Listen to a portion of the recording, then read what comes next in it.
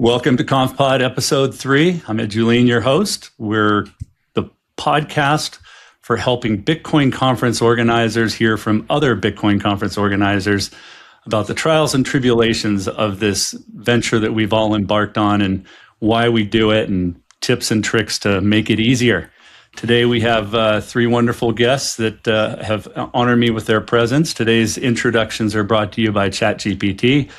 Because ChatGPT, it was way too hard to write an email before. ChatGPT. Our first guest, Lawrence Stanley. He's the organizer behind the Bitcoin Ireland conference. He comes from a background in business development, community building. He's focused on growing a real Bitcoin scene in Ireland by bringing together builders, educators, operators who care about long-term fundamentals, not hype cycles. Welcome, Lawrence. Thanks a lot. Thanks for having me, Ed. Second, we have Charlie Spears, world-famous DJ and musician. That's all I got, Charlie. That's good. That's me. Okay. No, Charlie Spears has a background in investing and strategy and now works at the intersection of Bitcoin and capital markets. He spent years helping companies and investors understand Bitcoin beyond the price chart, thinking about it as infrastructure, risk management, and a long-term strategic asset. Welcome, Charlie. Glad to be here. I mean, I want to see what let's put Claude versus GPT versus Gemini, see which one comes up with a more glowing the descriptions. Yeah. I know. I just had to do something. And finally, Caroline Hennigar comes from a communications and marketing background and now works closely with Bitcoin native teams. She's helped projects clarify their messaging, refine their positioning, and communicate complex ideas in a way that actually makes sense to people outside the Bitcoin bubble. And she works with Anthony Pompliano on Bitcoin Investor Week. Welcome, Caroline. Thank you. Also, world-renowned DJ and musician. So yeah, we should do, back to back. Let's do it. And yeah. Lawrence as well. No, Lawrence is probably a world-famous rugby player or something like that. Fantastic. They throw stones in Ireland, right? Yeah, they throw stones. Oh yeah, don't you have like your own Irish sport up there? You should add that to the conference. We're doing a lot of things this year in the conference. I'd like to start with a real easy softball question, that we can get off onto a nice, easy start. Tell me about the worst thing that's ever happened at one of your conferences. What was the one really bad thing that happened that made you want to give up on it all? Who wants to go first? Charlie? So we've never had something at the conference itself go bad, but that like 2-month or 3-month out conference feel, I wouldn't wish upon my worst enemy. So I would say maybe the things that went bad, because we've been lucky in that we've managed to navigate everything and have it land the plane.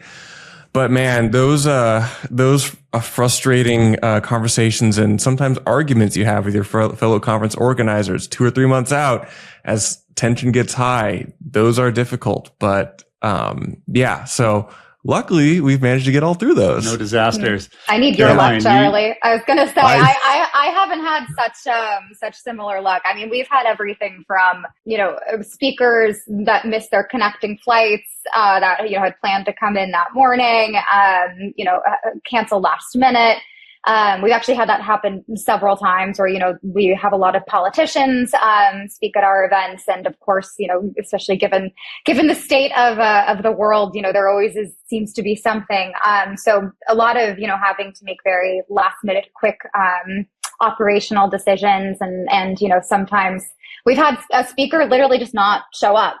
So, it's been me sort of whispering to Anthony on stage, like, let's just keep it rolling. And I'm lucky enough to work with a person who can improvise on stage. But we've had mishaps from speakers. We've had, thousands of wristbands not be delivered on time. And I think it's always just important to keep in mind that, people at the end of the day very rarely noticed the small things. So that's just 1% of some interesting stuff I can share. The rest I might keep a secret. Lawrence, you've done your Bitcoin Ireland events is a small part of what you've done in the event space. So feel free to share outside your Bitcoin event as well. But give us a good juicy story about what's gone wrong. A lot of things going on. So my background comes from special events. I've been involved in special events for over 25 years. I would have had one of the largest event management companies here in Ireland, doing a lot of outdoor events. Small events for me would have been 5,000 up to 80,000 in a day, managing that whole thing. And so we used to do like probably over 100 events a year, but they were mostly outdoor events. So we had to put in the whole infrastructure. A promoter would come to me, tell me that they're running a concert or an event or a big, huge flower show or something like that. And they say, there's the location. Can you put the show on the road? Basically. And we'd have to look after everything, you know? So doing a conference in 2022, I started the Bitcoin Ireland conference with my co-founder, Dinny. It was an inside location. It was going to be much easier because when you're doing outdoor locations, you have to build the whole thing basically, from the stage to the security, to the fencing, to the toilets, the portaloos, catering, everything basically. But one particular event that we were at, in just outside Dublin, it was a big concert. It was a 3-day festival, but the night before the event was supposed to open up at 9 a.m., we had a huge storm and the stage got blown away.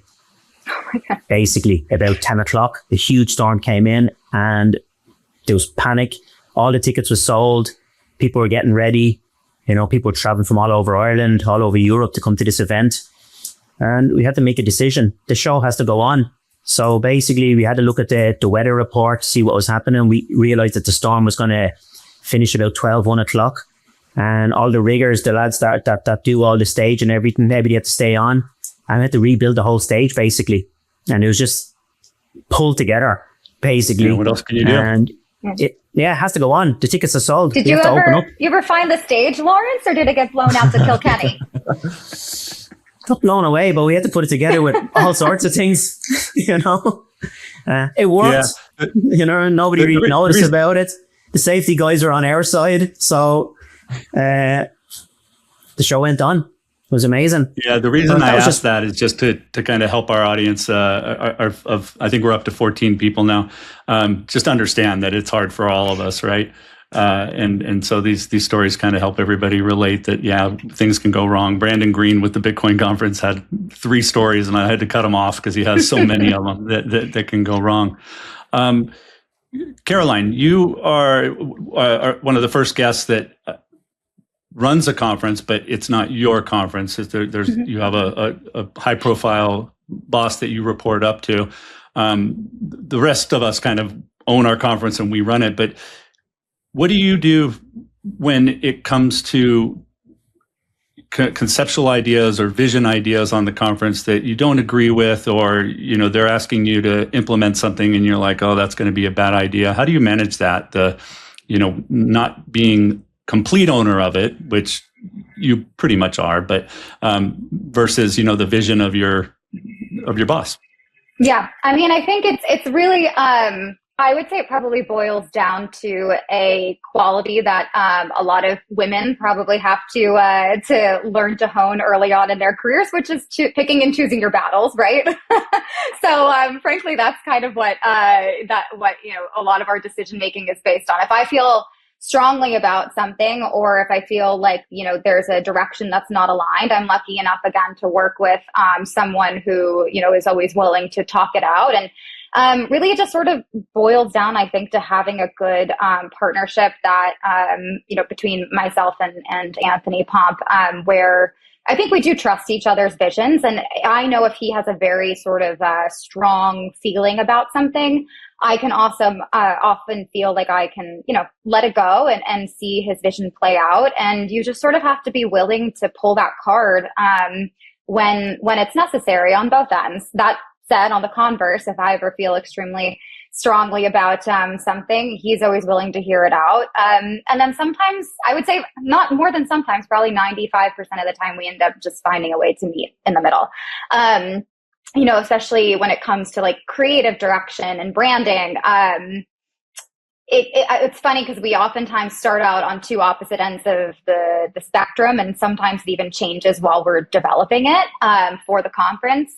You kind of just have to roll with the punches, I think, and figure out, what the other person feels strongly about and what you're willing to compromise on and test out. And the beauty of events is they are replicable. So, if something didn't work the first time around, you can, try a different form, in the next iteration. Yeah. And Charlie, you and Will are as close to brothers as brothers get, but brothers My fight. brother's name is actually Will, by the way. My real life brother, also my co-founder. They both live in Colorado, and they're both blonde and the same. It's like the same person. But even brothers fight. So you know, when I worked with you guys on the one event, you guys seem to be on the same page. But yeah, how do you two handle that? Well, we're really lucky because I am very good at programming, and I'm very in touch with, our target is like Bitcoin developers and investors. I'm very in touch with the Bitcoin developer scene. Will has a very good mind for organizing and administrating things. And he's also very good at making sure we land the plane from an operational standpoint. So we complement each other, but yeah, I mean, it's like it's as I mentioned, you know, we are 3 months out from our current conference in April, which we kind of have announced. We're going to announce next week. Yeah, I forgot to mention at the beginning. Next, we don't have to plug it. No. Up next is a Bitcoin conference for developers. Anyways, continue. Yeah. So it's in New York in April. Anyway, so. Yeah, we work very well together because the conference is not our only product. We have a media company, so we produce a lot of media, newsletters, podcasts, consulting, research. But the conference is a little bit of a different beast because it's not something that you like. It's not like content you deliver every week. It's an event you build up to, and you're kind of at the mercy of what. I mean, we're all in Bitcoin. So like the Bitcoin market dictates like how happy we are that year often and how easy it is to get things done. And confusion in the market also affects like where it hits in the actual cycle of your planning. Also, your planning of the conference also has a huge impact. So, Will and I have been in the game for many, many years. We've been in Bitcoin very many years ourselves, and our editor in chief, Colin, also many, many years. So we're familiar with this. It doesn't take the like tension and anxiety of like trying to deliver a conference away, but it means that we're like familiar with the uncomfortable feeling of the market not having a wind at your back. So it helps to be seasoned, and it helps to have seasoned like social capital you can spend. I think that's a very important thing we've learned. Cool. Lawrence, maybe a little different direction. So I've been trying to put together kind of descriptions for conferences, you know, like, is it a developer conference? Is it a regional? Is it culture? And it gets hard because, you know, a lot of them always kind of cross some boundaries, but you're literally on an island. But it's a big island. We're all on islands. We're on islands, but it's a big island, and it's what I call kind of regional conference, but it could be a destination conference. But you have to keep the agenda a little broad, which can be tough because if you do a session on mining, a lot of people don't care about mining. If you do a session on payment rails, there's people who don't care about payment rails. You're in your third year. This will be third year or fourth? No, this is going to be our fifth year. Fifth year, I'm sorry. 2022, yeah. So how has that evolved, you know, from do you want just Irish, or are you trying to bring people from all over the world? And like, how do you build an agenda to try and keep people engaged when it's the only conference in Ireland? Yeah, well, the reason why we started up the Bitcoin Ireland conference was because there's literally no even meetups in Ireland for Bitcoin in 2022. I fell back into Bitcoin in 2020. It completely changed my life. And I wanted it. I know Bitcoin can help other people. And whether you're an institution, where you're a mom or pop, where you're a young person growing up, Bitcoin can change. It's for everyone, as we know. So for us in Ireland, with the Bitcoin Ireland conference, it's more about educating people into Bitcoin. And one of the speakers that came to our event, Knut, came to our event last year, and he just asked in the audience, how many people are new to Bitcoin here? Yeah. And even the age gap that we're getting more like, say, 30, 35-year-olds upwards, up to 65 at our conference. And when they done a show of hands, like nearly just over 50% of people were new to Bitcoin. They're only starting to get into it. So it's more of an education. So I need to keep it really broad rather than focusing down on just mining or a particular subject, because people are coming to really learn and network and connect. And even with us as well, when I was figuring out the conference, where we're going to have it, what we're going to do, I wanted to have something just from running special events. I wanted to have something that could be all in the one location. So the conference that we have is in a hotel and a conference center. So people come in on a Friday. They've been staying on the Friday and Saturday and gone on a Sunday. But for this year, we're going to have a 3-day conference plus one for our partners and our speakers. I'm going to bring them all off on the trip on the Monday. So it's going to be Friday, Saturday and Sunday. People are going to come in the Friday morning. Yeah. It's going to start in the afternoon and they're going to check in. They're going to stay in the hotel. Yeah. So it's a real networking event and people are staying there. They're going to be eating together. They're going to be sitting down with the speakers and the partners and everything, and people can really network together. So that's just something with Bitcoin Ireland. And that's the way I felt I want to do. Because even I just came back from Lugano there and there's a lot of side events. I'm sure I couldn't find even half of them that were on. You know, I remember we were just getting lost about everything. You know, and it's the same when you go to, we went to Madeira, we went to Amsterdam, we went to different, go to conferences. Everything's kind of spread out all over the place. But Bitcoin Ireland, it's all there for the weekend. Everybody comes in, everybody's staying there, everybody's networking, everybody's partying, everybody's drinking, and everybody's making great connections. Yeah. What percentage of your attendees are from Ireland? Now, the first 3 years, most of them were from Ireland, and even our speakers. Last year, I had about 90% of the speakers that came in from different parts of the world, and the attendees are about, because we have Northern Ireland as well, and the UK is quite close to us. So it's about 60-40, 70-30 maybe. But I'd say for this year, it's going to be a lot of international people. There's a lot of people come from America and Canada as well this year. So, and there's a big connection there with Ireland and the US as well. People want to visit Ireland. It's their opportunity to come and stay for a week. Yeah, Dublin's not a hard place to convince people. One day I'm going to get called out onto this by someone from Topeka, but I always say like a Bitcoin Topeka conference is just not going to sell, right? Like Topeka, Kansas? Sorry, Charlie. I'm in Tulsa, Oklahoma, so I get it. No, Bitcoin Tulsa would rage. I mean, we got a Bitcoin meetup, but Bitcoin Tulsa, it's the 100-year anniversary of Route 66, which runs through town. Yeah, so you Midwesterners, man, you can always come up with stuff like that. Yeah. Caroline, what have you seen? You said this is going to be the 5th edition. The first ones were kind of Bitcoin Investor Days, and it's turned into a week.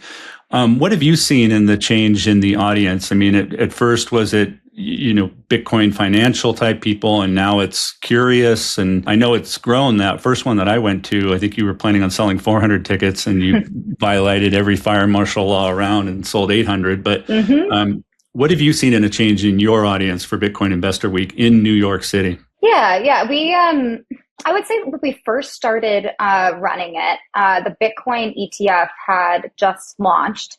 The very first Bitcoin Investor Day. So there was a lot of Bitcoin curious people there.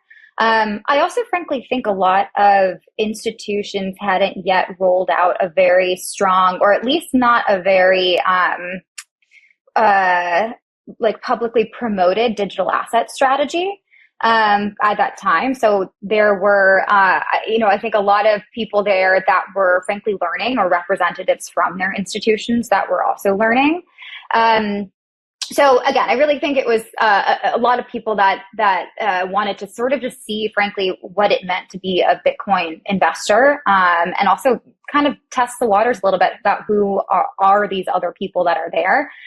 For context, we host more of an institutionally focused conference versus a more like retail focused conference. That said, I think, there's two sides of it, right? There's the people that actually attend, and it's the titles that they write down, when they're filling out the registration form, heads of digital asset strategies at banks and firms. But it's easy enough, I think, to categorize it as an institutional conference that way. But, what's interesting, the more that we speak to people in the space, we also realize that, in a way, like people contain multitudes, right?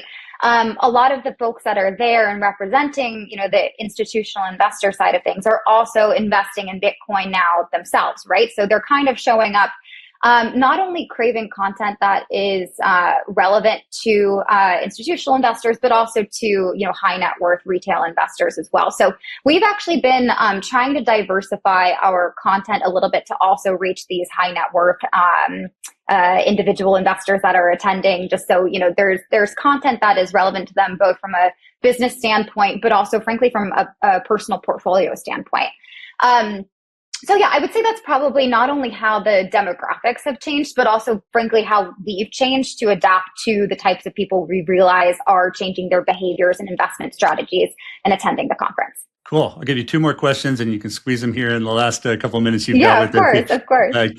Caroline sent me a message. She's like, I've got a 1:30. I cannot miss the conferences in a couple of weeks. Charlie, if it makes you feel any better, I'm in the 1 month countdown to the conference. I feel you. I'm with you. You can do it. Push through. You can do it. Best of luck. Yep. So two questions. One is, I always say that the two most important things for a conference are really the content and the networking, right? And nobody's going to say like, oh, that was a great Jimmy John's sandwich, I'm going back, right? That doesn't happen. So how do you encourage, facilitate networking among your attendees? And then the second question is, you're in a location that has dozens, if not hundreds of potential venues. I think you're leaving Levon this year, right? You're somewhere else, or are you back at Levon? For the size of this particular conference, we still work. We do a ton of events with Levon. We did one about a month and a half ago. But for this particular conference, we ended up you're going somewhere else. Doing with a larger what venue. Advice? Yeah. So number one is, how do you facilitate networking, and number two is, what advice would you give to our listeners in terms of site selection? Yeah. So to answer the first question, with networking, frankly, it wasn't one of our biggest focuses for the very first conference we did. As you know, Anthony is, has a very far-reaching content platform. He is a content creator as a part of his daily role. And education is really important for him. So we really had kind of zeroed in mostly on the programming for the first iteration that we did. But we got so much feedback from the attendees that about the caliber of people that were attending the conference. And there was a desire, I think, to have more touch points with these types of folks and to really sort of, engage more. So what we did was, and one of the reasons we frankly expanded it to an entire week, was to give people more opportunities to connect. One example is that we actually are doing a fully dedicated VIP day this year as a part of Bitcoin Investor Week. So that'll be happening before everything kicks off. And that'll be a much more sort of high touch day where there's a lot more opportunities for people to, take coffee breaks and do sit down lunches together and, do a VIP cocktail hour afterwards. And then, of course, we just try to frankly bake in more free time during the conference for people to get up, connect. Our conference is not 30,000 people, so it's more so a space where people, I think, can sort of see repeat faces over and over again, which is important for this type of attendee. To sort of get that repeat exposure and make more introductions. I will also say what we do as a part of our strategy is a lot of curated sit-down dinners in partnership with sponsors and people that we work with. So we do a ton of those during the week, the lunches, dinners, cocktail hours that are technically private events. But, what we're able to do is select people from our network and the attendees, basically to be in the right room with the right people and make it feel very sort of intimate. So it's almost like this tiered approach where you have like the general admission ability to attend, the sessions, the programming throughout the conference, have, self-guided introductions to folks. There's that VIP tier where, just have a little bit of a more sized down, day where people can interact with one another. And then you have, of course, more of these private, very intimate events. So it's sort of a very gradient approach. To answer your second question about site selection, I think this is probably one of the hardest things I've had to do as someone who's moved into the event space in the past, 5 years or so. Full time, which is, finding the right venue, because we live in New York, right? And you would think that there were more options than there actually are, right? Because you really have to think about the tone of the space. What does the space offer? What part of New York is it in? Does it have the right layout and the right setup to accomplish the programming that you want to do? Ed, I think you and Tim did a really fantastic job at the Unconference last year where, you had a really massive space, right? Where you were able to put a ton of tables in there. And Levon is very much sort of a wide open raw space and people were able to get up and interact with one another. I think that's perfect for the conference that you guys hosted. For a conference that needs a ton of different side rooms and side events, you have to take that into account as well. So, the few things I really frankly look at the end of the day is, are the bones or the structure of the venue already sort of conducive to the type of event that we want to host, from both a programming and network standpoint? Where is it located in New York? And then also, frankly, what are the additional sort of baked in facility offerings, right? A lot of these spaces are raw spaces. I will give a quick shout out to Levon. In fact, they do a fantastic job of integrating a lot of different types of offerings and make it very easy on you to partner there. We've had the same experience with Pure 60, where they're also very sort of almost like offering a hotel, right, without actually having rooms in terms of the different offerings and facilities. So that's definitely something I try to prioritize when I work with a partner is, some people prefer customization. I prefer to have a little bit more of like a turnkey opportunity to tap into the facilities offerings. Yeah, fantastic. Well, thank you for joining us, Caroline. I know you need to run, but we look forward to Bitcoin Investor Week. The dates are... It'll be February 9th through the 13th in New York City. So if you haven't gotten your ticket yet, they are selling out rather quickly, but we'd love to have everybody there. Perfect. Thank you very much. Best of luck. My co-founder's in New York City right now, so maybe he'll show up. Yeah. Message me afterwards, Charlie. We can hook him up. You betcha. All right. Thanks so much, guys. Thanks, We'll talk Caroline. soon. All right. Bye. Fair play to you. So, Lawrence, you have the experience of doing literally hundreds of events. One of the things that I wanted to really bring to the Unconference is because I felt like people were getting panel fatigue and presentation fatigue, and it turns out they were just getting conference fatigue because I don't feel like people understand that you're putting on a show, right? So where did you take your experience from putting on these events in terms of making it a show, making it something interesting, and apply it to something as rote as a Bitcoin conference, which has gotten a little dry lately? Yeah. I think one of the first things that you need to look at it, if you're maybe trying to do a conference, and is about location. Yeah. Where you're going to have the conference. Yeah. Because you have to look at regarding, if you start a conference somewhere, do you want to run it there every year for the next 5 years? Or you need to plan ahead. Is it going to be able to expand? Will you have more rooms that you can expand in? What's the accommodation like close beside it? The parking? Yeah. So a lot of factors like that. So to be honest, on the first year, I was ringing around so many hotels and I was just trying to think where it'd be good. And then we found a local hotel that's actually closer to where I live, it turned out. Yeah. It was perfect because the way they had the rooms designed, we could open up the main stage into a bigger room. Yeah. And then they had, the year before that, they'd converted another part of the hotel into a stage 2. So for the last couple of years, we've been doing like a 1-day event.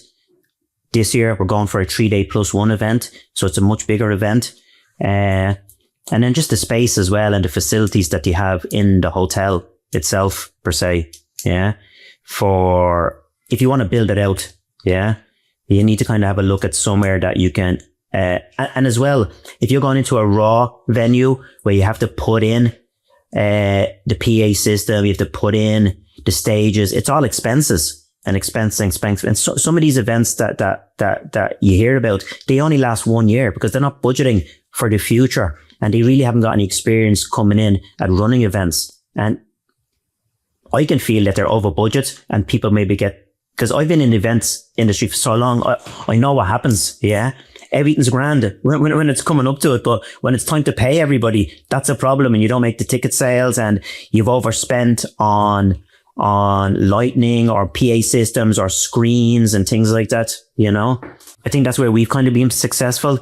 And being the cheapest event in Europe at 49 euros, that's what I was selling the event for 4 years. Now we're up to 99 euros and we're going to push it out a little bit more. You know, 99 euros for a 3-day that might event? make you the most affordable Bitcoin conference. Yeah. Yeah.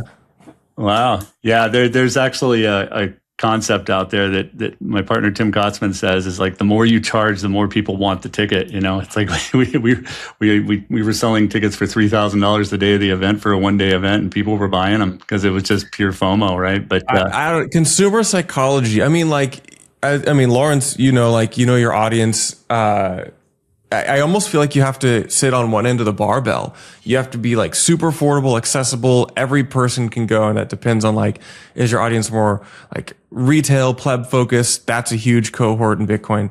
And then like, are you trying to go after the super high value, like investor, like private equity guys? And I am kind of curious, like, where does the middle of the range sit? Because that does seem to be a little bit more difficult to nail. Yeah, because if you, Bitcoin conferences had their GA tickets, which they're giving away for free this year.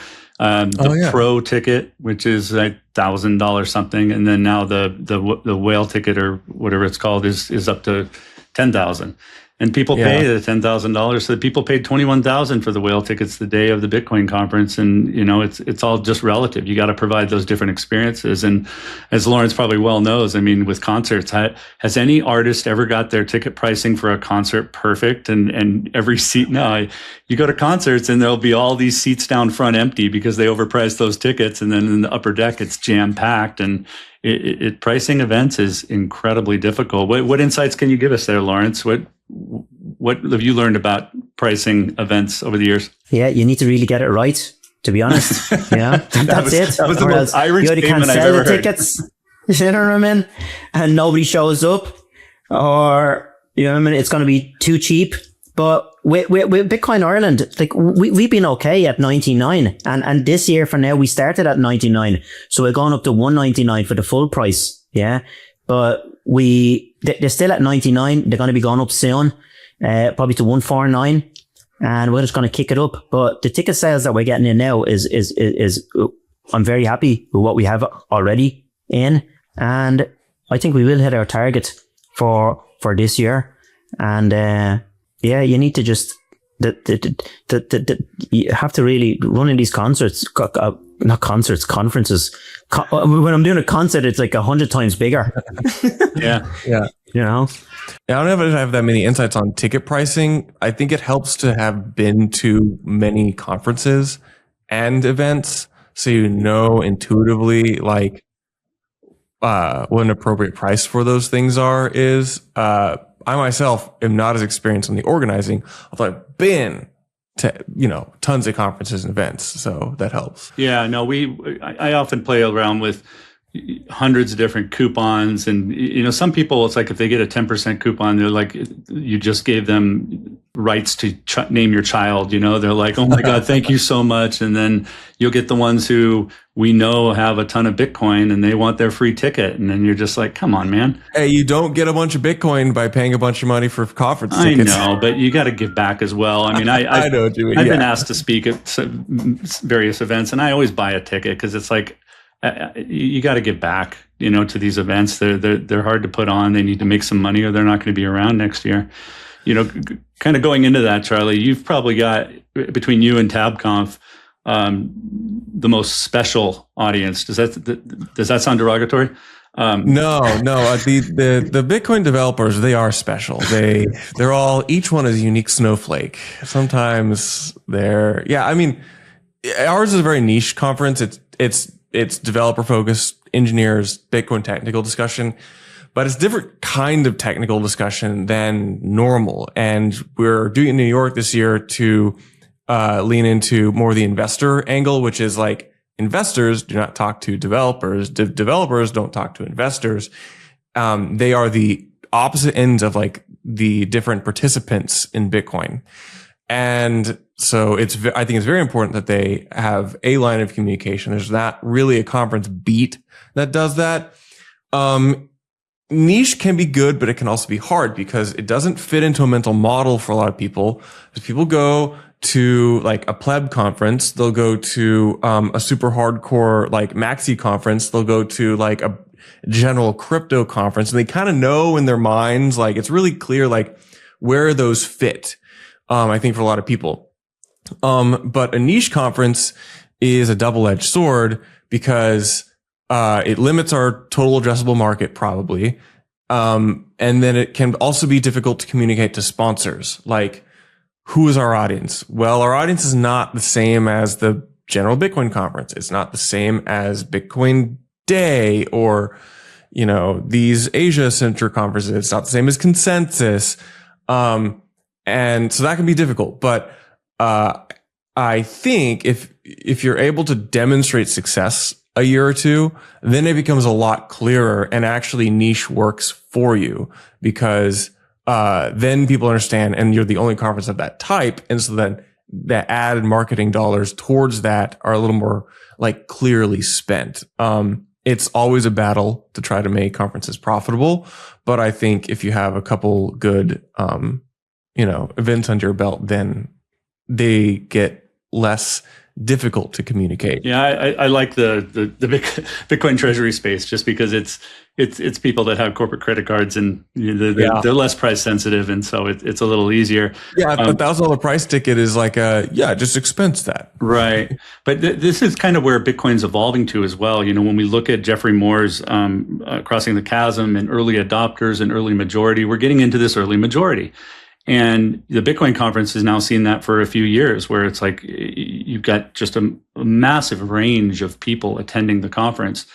And what I was in manufacturing for 25 years. There's no manufacturing conference. There's the rubber expo. There's the metal stamping summit. There's the, nut and fastener expo. And, that's just as something grows, it has to get into these. I want to go to the nut and fastener expo. Can you imagine? I mean, dozens, if not hundreds of global nut and it's unbelievable. Yeah, that sounds riveting. But then you've got CES in Vegas right now with 300,000 attendees.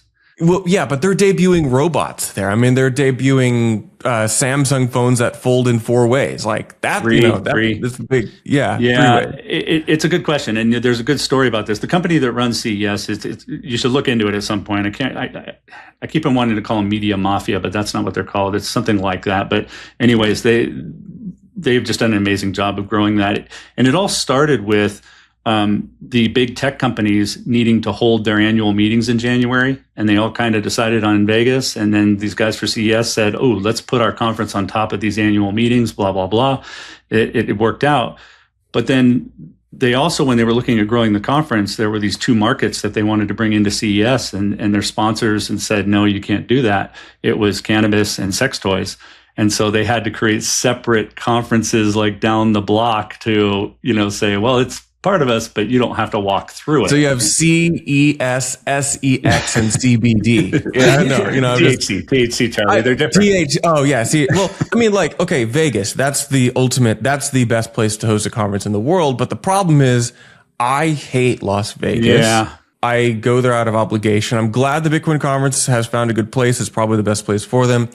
But I